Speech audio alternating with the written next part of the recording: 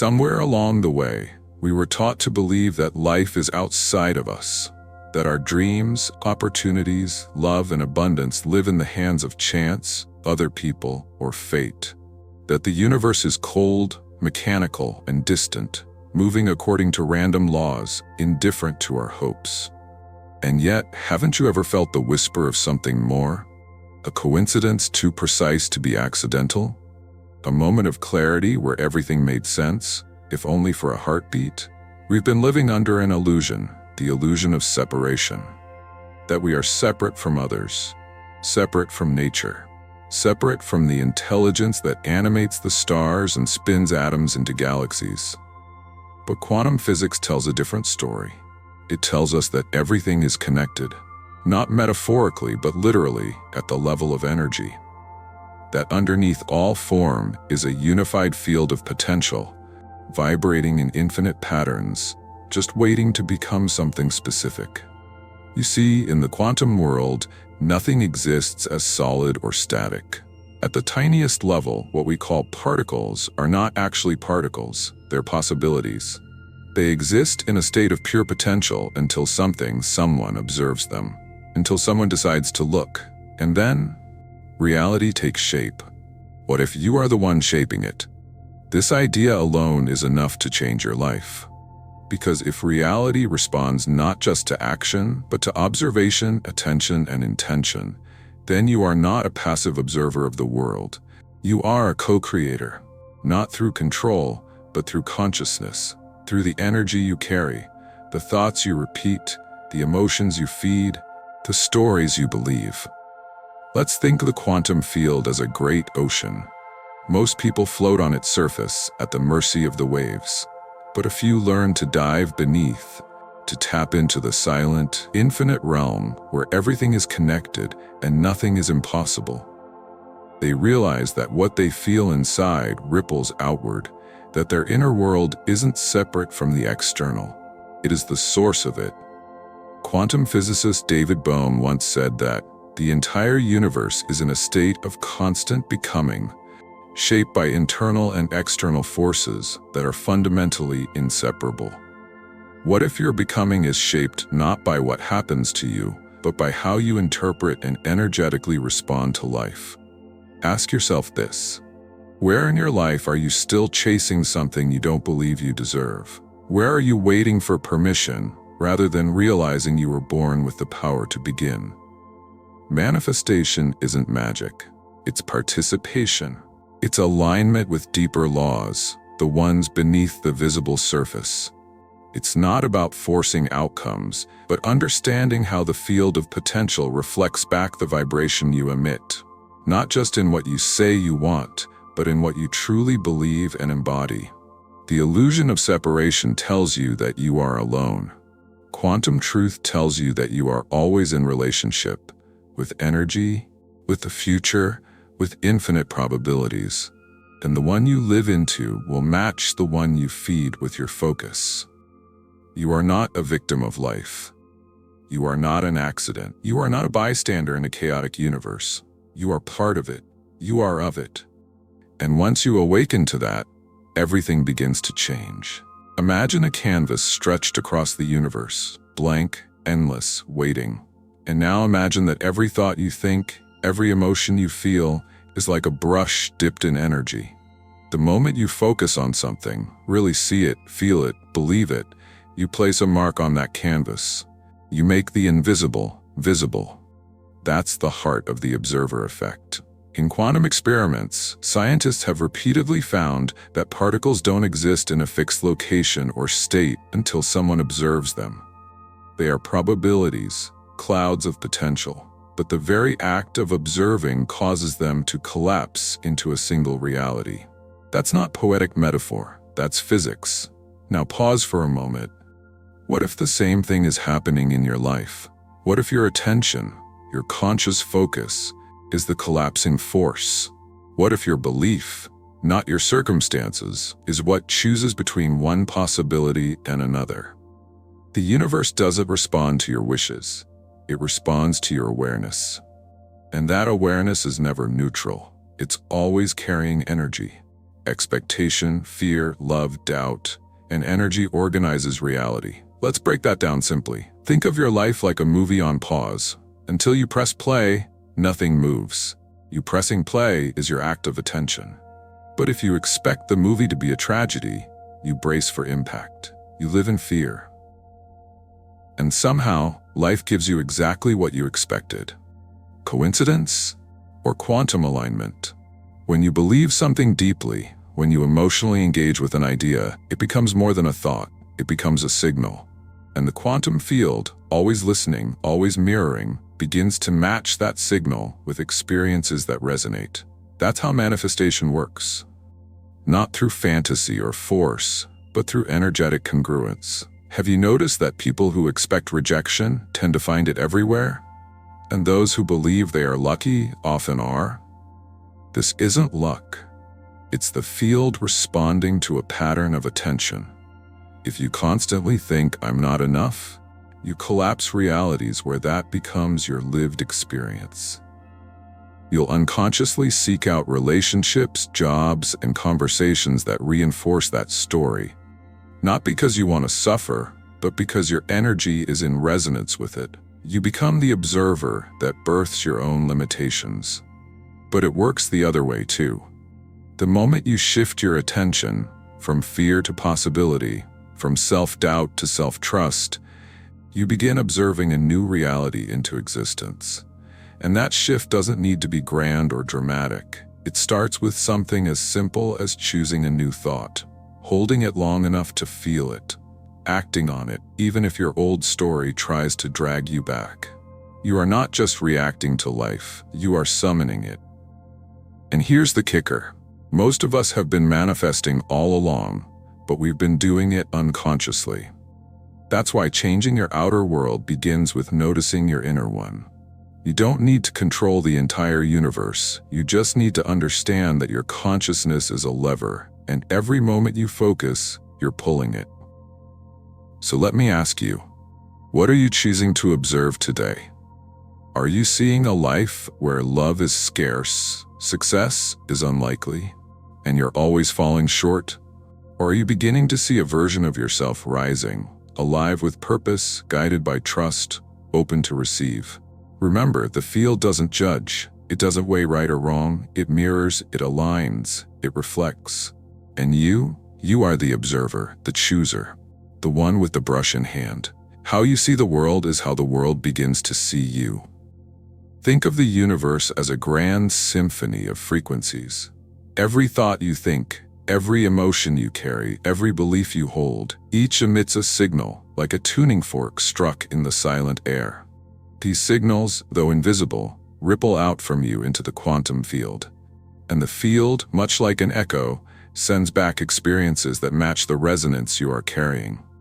This is not just poetic, it's profoundly practical.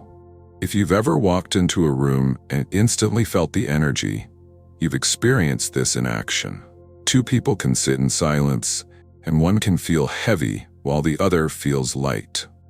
That's frequency. And the truth is, you're always broadcasting. Whether you realize it or not, your inner state is announcing itself to the universe, and it is shaping what you attract. Let's look deeper. Everything in the universe, including your body and thoughts, is made of energy vibrating at different rates. High-frequency emotions like love, gratitude, and joy carry a coherent, expansive energy. They lift you, open you, and tune you to more abundant outcomes. Low-frequency emotions like fear, shame, and resentment contract your field. They close you off. They limit what can flow into your life. It's not about morality, it's about magnetism. When you live in fear, you emit scarcity. When you live in guilt, you block worthiness. When you live in wonder and curiosity, life mirrors that openness back to you. This is why manifestation begins within. Because what you vibrate, you invite.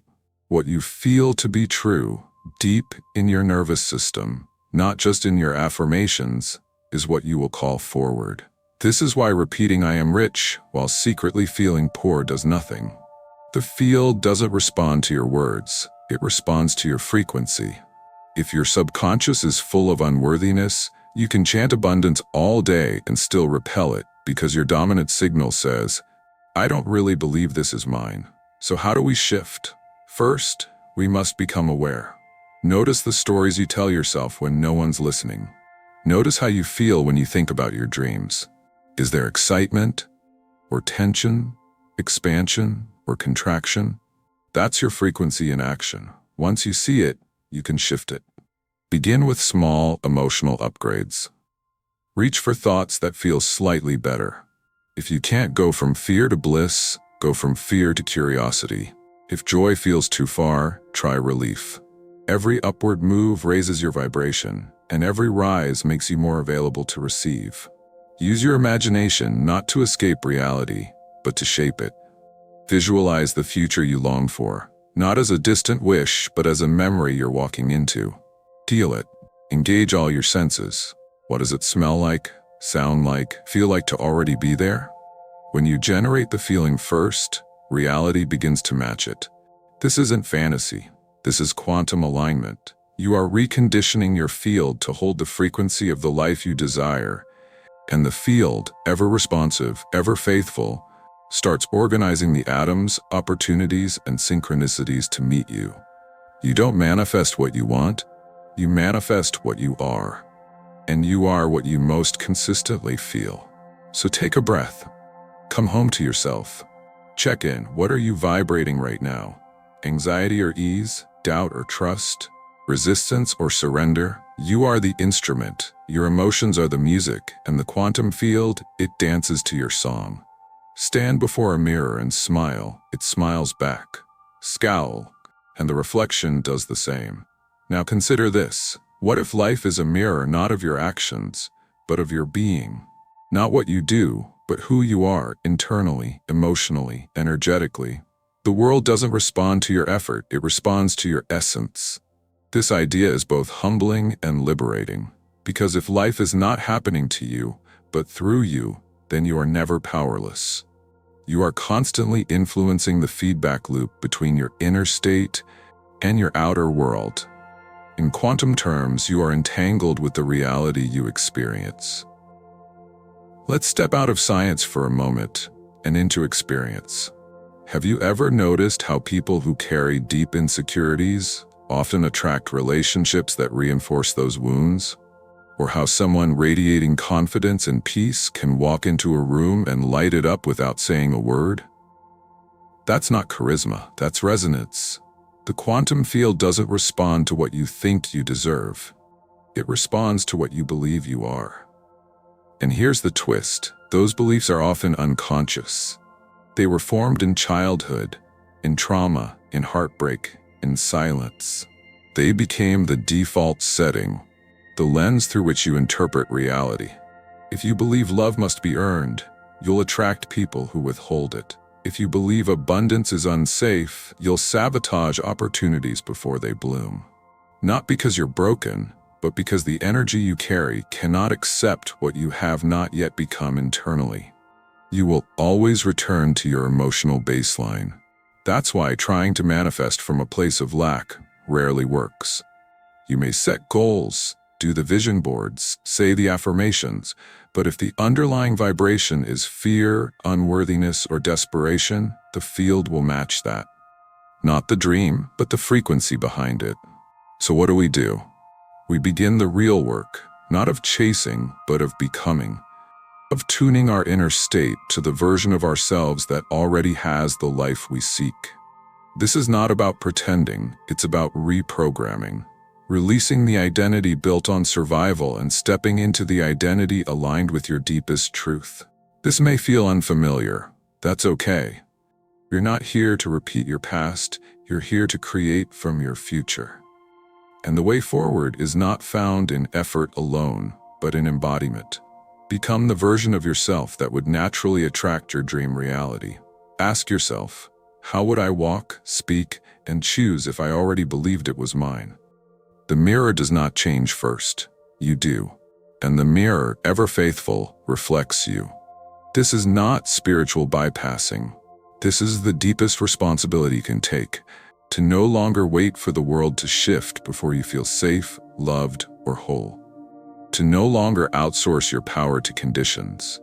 You create the condition, you emit the tone, you set the frequency, life will reflect it. So where in your life are you still expecting the mirror to smile first? Take a moment, sit with that question, because the moment you decide to love yourself before anyone else does, the moment you choose peace before the chaos settles, the moment you choose to feel abundance, even when the bank account says otherwise, you have begun the most powerful shift of all. You have stopped reacting, you have started aligning, and the quantum field, like a perfect mirror, will rearrange itself to reflect that shift in kind. There's a version of you out there, a future self who already lives the life you're dreaming of. They wake up with purpose, walk with clarity, love with confidence, and trust in their own becoming. The difference between them and you? Frequency, belief, identity. That version isn't separate from you.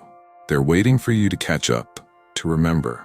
In the quantum realm, time is not linear, it's layered. Every possible version of you exists simultaneously as potential. What brings one into form is not time but alignment. You don't wait for the future to happen. You choose it. You become it. To manifest your desired life, you must stop asking when it will arrive and start asking who you must become to live it. What does that version of you think, believe, feel, and do? How do they treat themselves?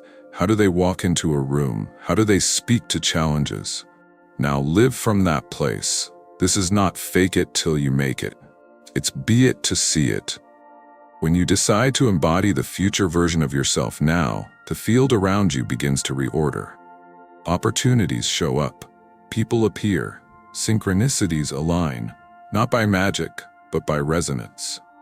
You have tuned your signal, and now your life plays a different station. But this requires bravery, because to live as the future you must leave behind the past you.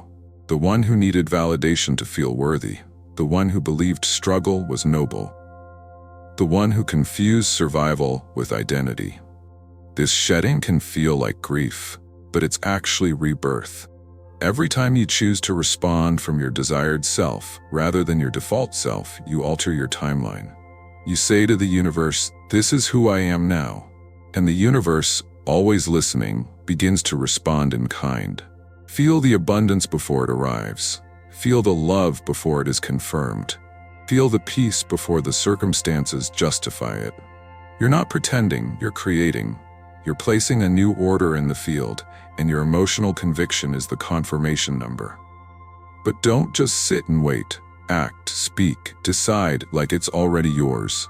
Do not delay your embodiment until external proof shows up.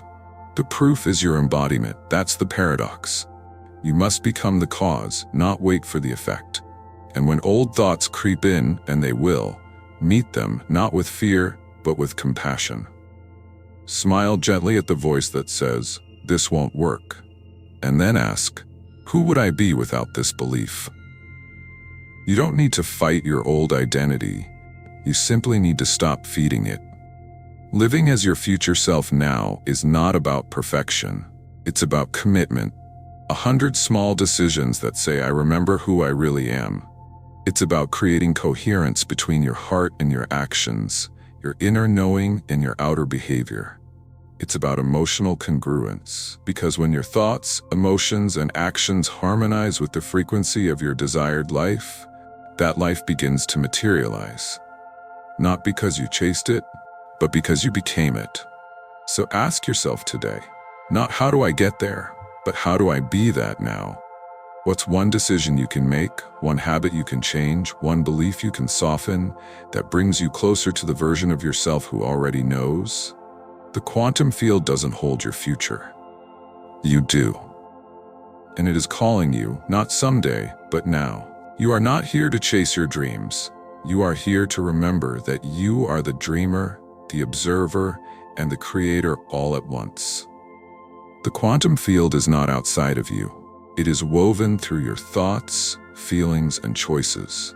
You have always been in relationship with it, whether consciously or not.